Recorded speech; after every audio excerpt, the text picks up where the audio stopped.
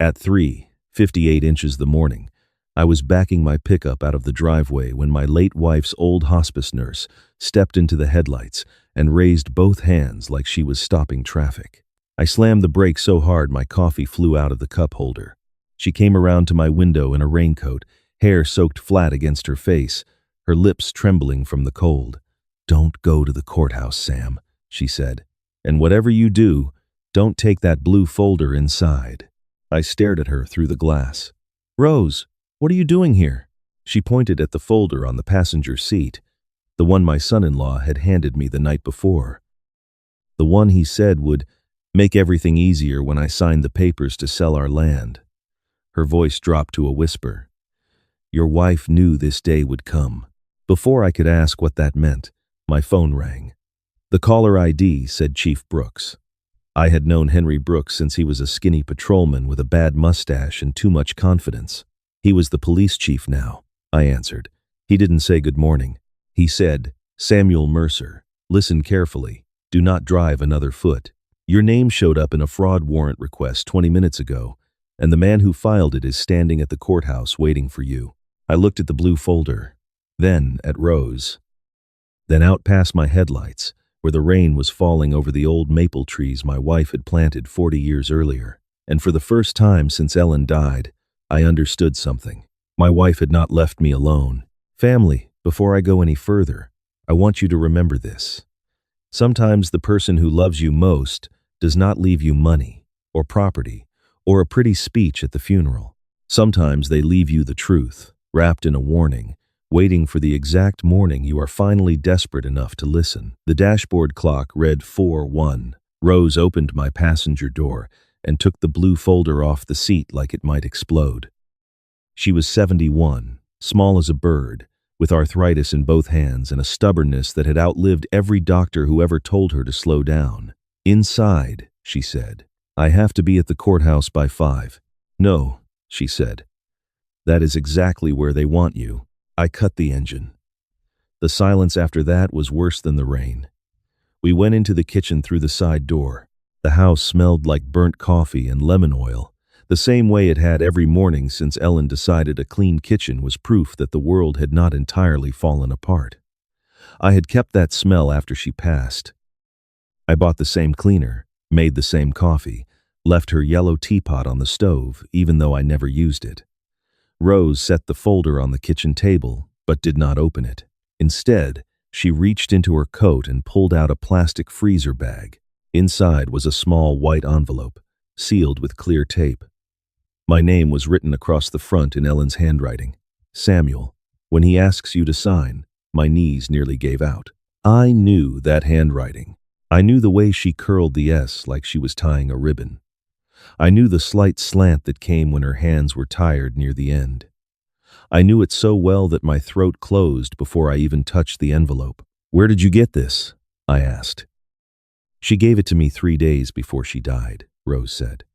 "Told me not to bring it unless your son-in-law tried to make you sign something about the land." I looked at her. "You knew?" Rose's eyes filled, but she did not look away. I knew she was afraid of him. The him was Daniel Voss, my daughter's husband. For 9 years, Daniel had sat across from me at Thanksgiving. He had helped carry Ellen's casket.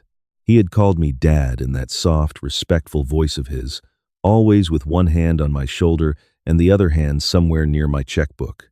He was handsome in the way salesmen are handsome.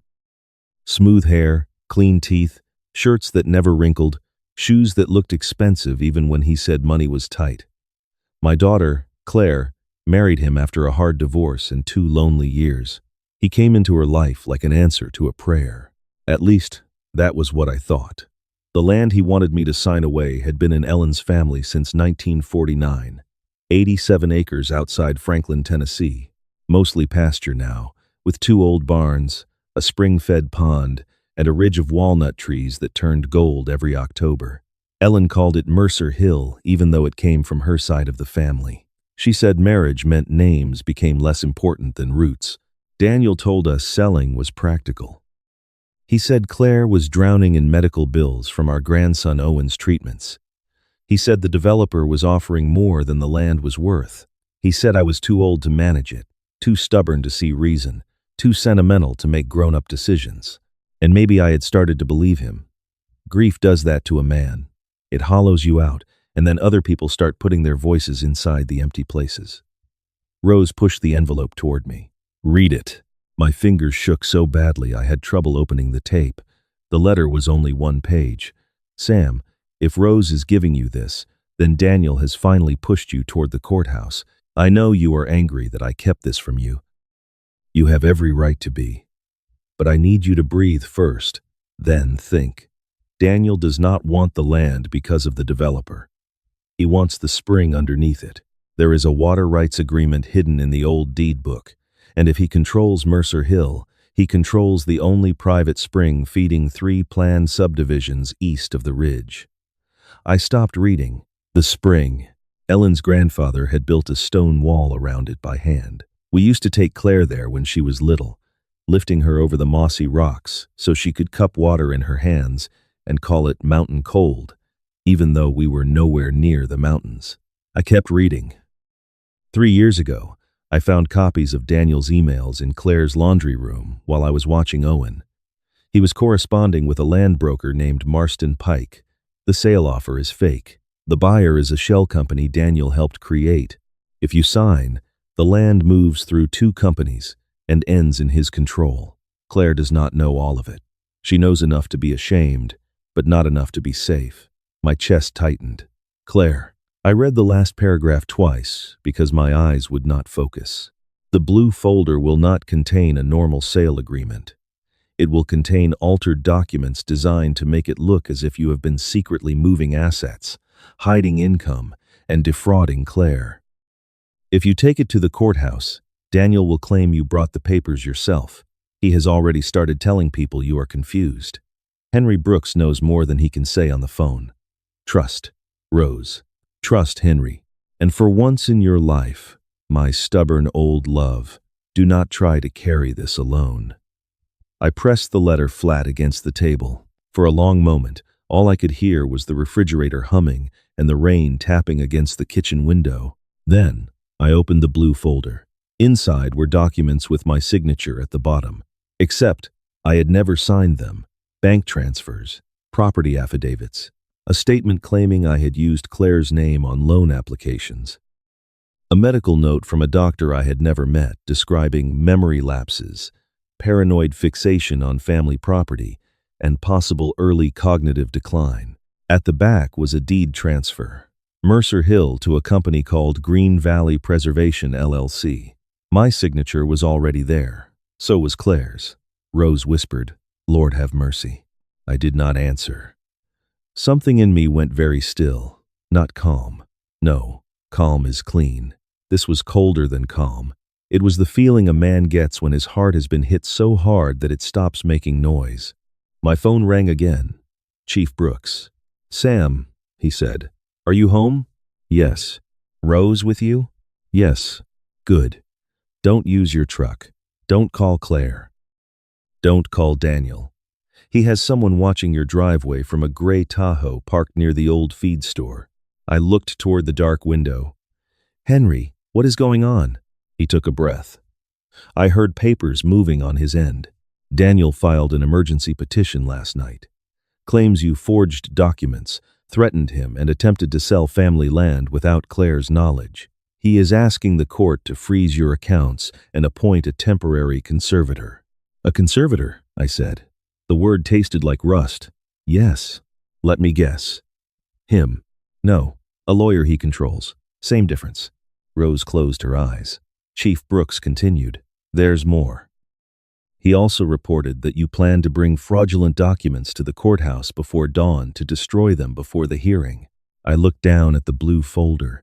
"So if I walked in with this, you'd be carrying the evidence he planted on you," Henry said. "On camera. In front of a deputy clerk he already warned." I sat down slowly. The chair creaked under me. That sound brought back a memory so sharp it nearly cut me open.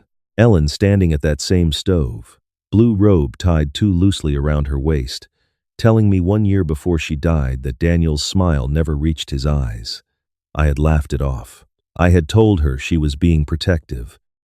I had told her grief from the diagnosis was making her suspicious.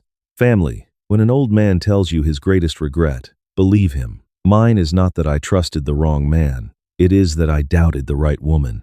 Rose touched my arm. Ellen left something else. What? A key. She reached into the pocket of her coat and placed it on the table. A brass key with a red string tied through the hole. I recognized it immediately.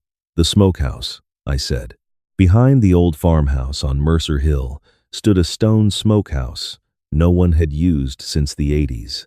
Ellen kept Christmas decorations in it, then gardening tools, then old jars she said she might need someday. I had not opened it in 2 years. Rose nodded.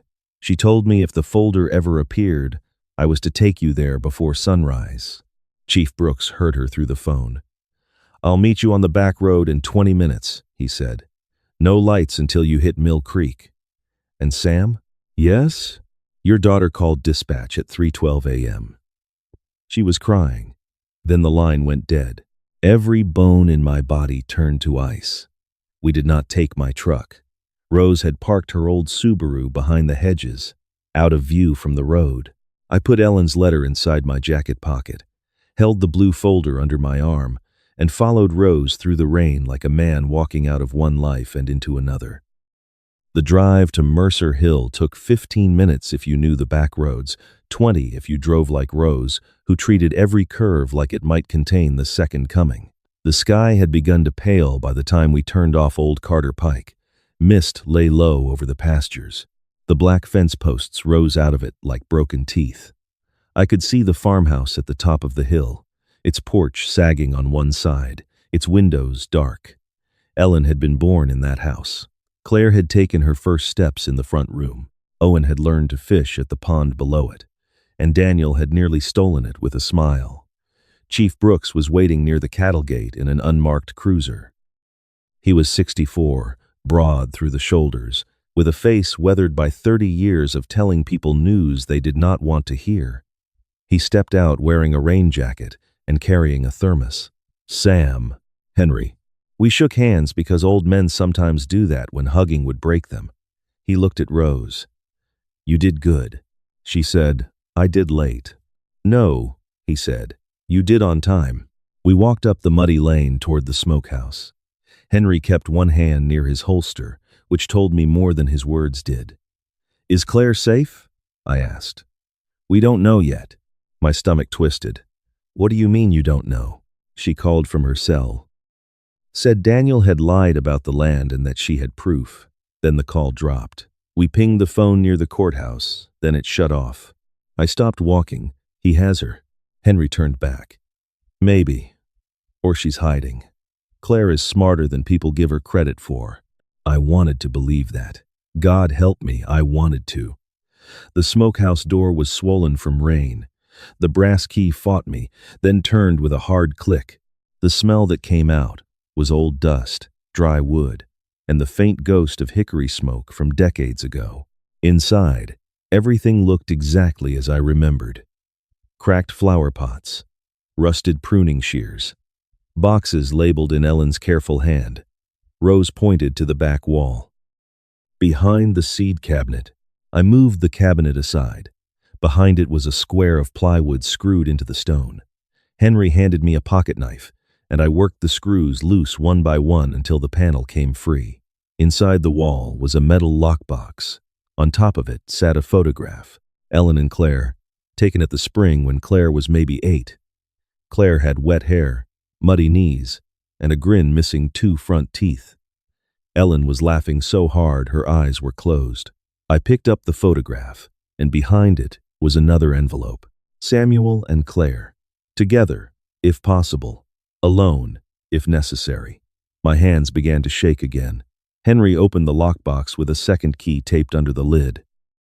Inside were 3 things: a small digital recorder, a red ledger book, and a stack of printed emails held together with a rubber band. I turned on the recorder. Ellen's voice filled the smokehouse. Not weak, not sick. Ellen, if this is playing, then Daniel has moved from planning to action. Sam, I am sorry. Claire, if you are there, baby, I am sorry most of all.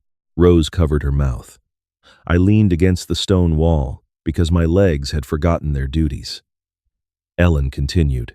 I found the first email by accident. Daniel had left his laptop open in the laundry room while Owen was asleep. I was not looking for trouble. I was looking for the password to the pediatric portal because Claire had asked me to print a lab result. What I found instead was a message from Marston Pike offering Daniel a percentage if he could secure Mercer Hill before the county water board changed its rules. Henry's jaw tightened. The spring, he said. On the recorder, Ellen took a breath. I copied what I could. I kept quiet too long because I was afraid Claire would think I was attacking her marriage. Then I got sick, and everyone started treating me like my fear was just another symptom. So, I built a paper trail. If Daniel tries to say Sam is unstable, look in the red ledger. I wrote down every date, every lie, every time he asked about the deed, every time he tried to isolate Claire, every time he told Sam he was too old to understand business. I opened the red ledger, pages and pages. Daniel asked whether Sam had updated will. Daniel told Claire land taxes would bankrupt her father. False. Daniel met with M. Pike at Franklin House, 2:15 p.m. Daniel asked Rose about Sam's medications. Rose refused. Daniel took photo of Sam's signature from church donation card.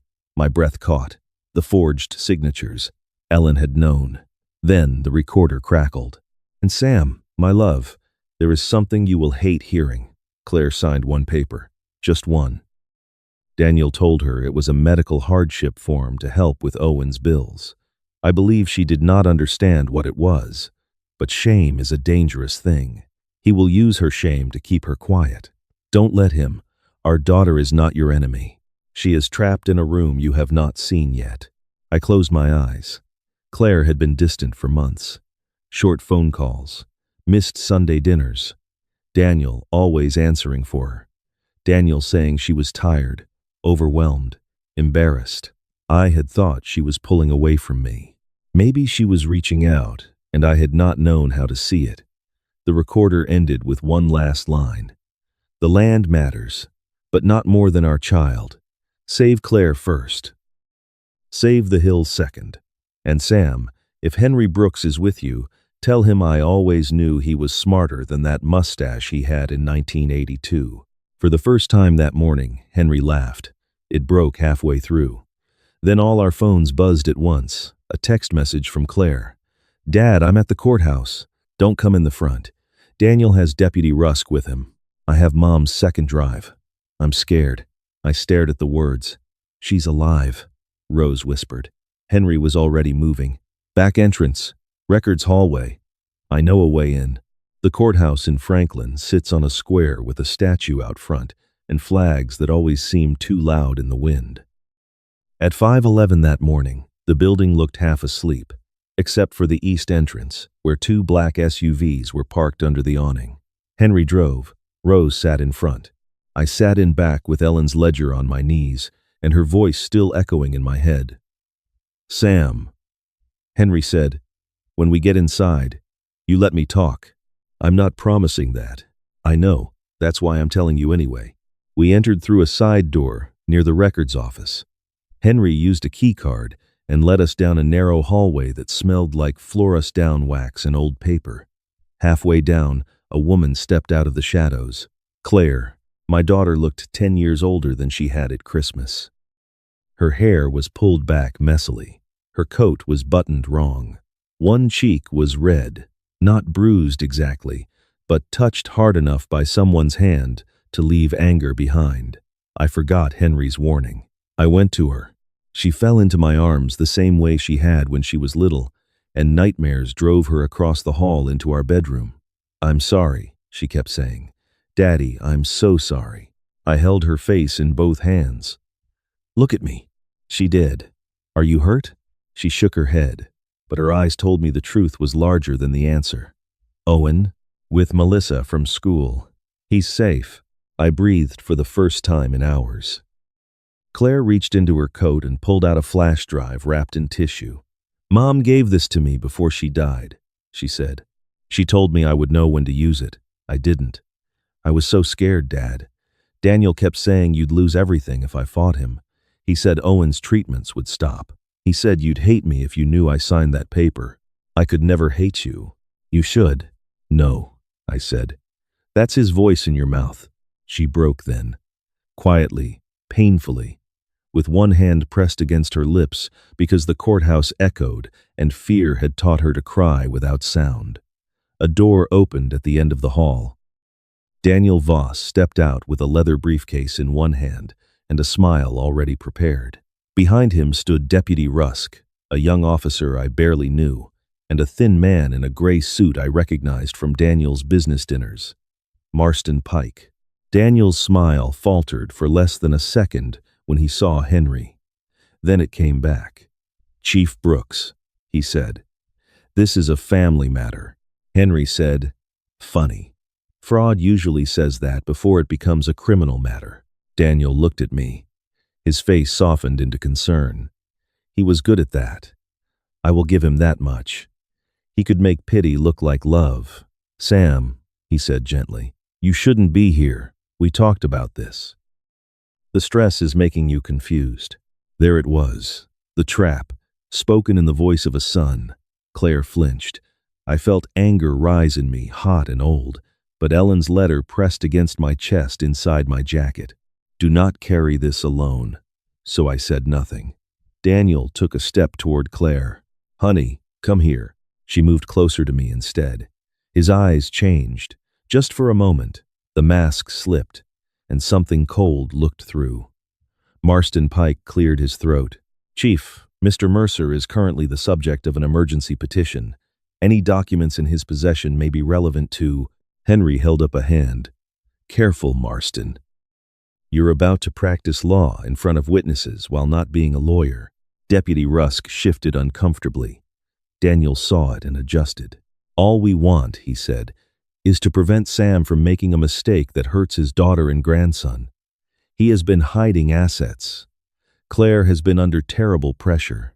I'm trying to protect this family. Protect. That word again. I looked at him then. No, I said. My voice was quiet, but the hallway went still around it. You're trying to own it. Daniel sighed like a patient man disappointed by an old fool. Then Claire lifted the flash drive. Mom recorded you.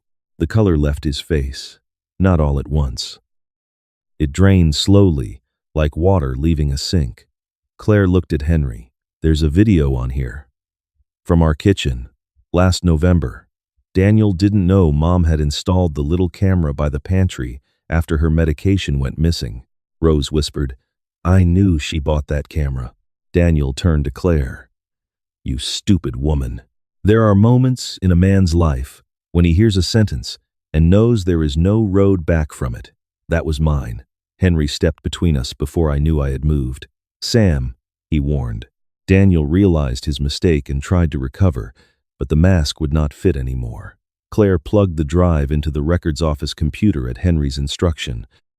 The clerk, a woman named Janice, who had known me since Claire was in braces, stood nearby with tears in her eyes and one hand over her badge.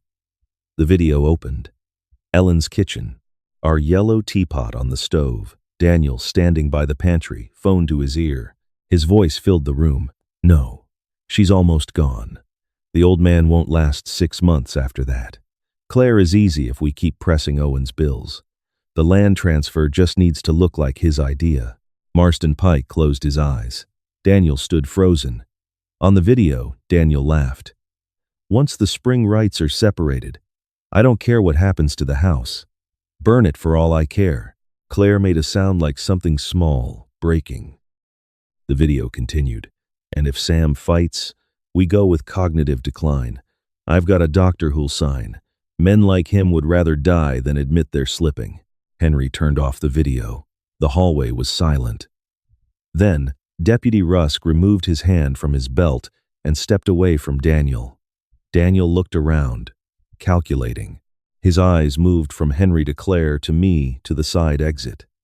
Henry said, "Don't." Daniel ran anyway. He made it 6 steps before 2 state investigators came through the side door and stopped him hard against the wall. One of them read him his rights while Marston Pike sat down on a bench like his legs had been cut loose. Daniel shouted my name as they cuffed him. "Sam, tell them this is a misunderstanding." I walked over slowly. For 9 years, I had wanted him to be the man my daughter deserved. I had given him chances he had not earned. I had let him speak over Claire because I thought keeping peace was kindness. Standing in front of him, I saw him clearly at last. "No," I said. "A misunderstanding is when a man forgets where he put his keys. This is what you built." His face twisted. Then they took him away. But the story did not end there, family. The arrest was not the part that changed me most. The part that changed me came 20 minutes later, when Janice handed me a final envelope from the courthouse safe. Ellen had filed it with instructions that it be released only if Daniel's petition was ever entered. Inside was a trust amendment. Mercer Hill did not belong to me anymore. Ellen had transferred it, legally and quietly, into a family trust for Owen and any future grandchildren, with Claire as trustee only after completing financial counseling, and with Henry Brooks named temporary protector if fraud was suspected. At first, I felt the sting. I will be honest with you. Even after everything, there was a proud, wounded part of me that thought, she did not trust me either. Then I read the note clipped to the front. "Sam, I trust your heart. I do not always trust your guilt. You would sell everything you own to stop Claire from crying, even if the person making her cry was standing behind her holding the match. So I took the match away before anyone could hand it to you. I sat down right there in the records office. Claire sat beside me. Outside, morning had finally broken over the courthouse square. People were arriving for work, carrying umbrellas and paper cups of coffee, stepping around a story they would hear about by lunchtime but never fully understand. Claire took my hand. "I should have told you," she said. "Yes," I said. She looked down. Then I squeezed her fingers, and I should have listened better. Rose stood by the window, crying openly now. Henry pretended not to, which was his way of being kind. 3 months later, Daniel pleaded guilty to fraud, coercion, and conspiracy charges tied to the land scheme. Marston Pike gave testimony in exchange for a reduced sentence. Deputy Rusk resigned before the department could fire him. The doctor who signed the cognitive decline letter lost his license. Claire and Owen moved into the farmhouse on Mercer Hill that spring. We fixed the porch first, then the roof, then the stone wall around the spring. I go there every Saturday morning. Owen and I clear brush, mend fences, and argue about baseball. Claire brings coffee in Ellen's old thermos and sometimes stands at the spring without talking. I let her. Some guilt has to leave a person slowly, like winter leaving the ground. The land is not being sold. Part of the lower pasture became a community garden. Ellen would have liked that. The old smokehouse is clean now, but I left one shelf exactly as it was, with her labeled boxes and one empty space where the lockbox used to sit. As for me, I still wake up before dawn. Old habits and old grief are stubborn things. But now, when the house is quiet and the coffee is hot, I talk to Ellen, not because I think she answers. Because I finally understand she had been speaking for a long time, and I had been too proud, too tired, and too certain of my own strength to hear her. If you are still here, family, remember this from an old man who learned it almost too late. Love does not ask one person to carry the whole storm alone. Protection without honesty becomes a cage. And when someone who loves you says something is wrong, don't wait until 4 inches the morning, with police on the phone and your whole life in a folder, to believe them. Sometimes the people who love us leave more than memories. They leave warnings, courage, and quiet proof that we are not alone. Listen when family speaks with concern. Ask for help before pride hardens into silence, and protect what matters without losing the people beside you. Even after betrayal, truth can clear a path back to trust, healing, and home. Please note, this story was created and fictionalized by AI to bring entertainment to the audience while also sharing a positive life lesson.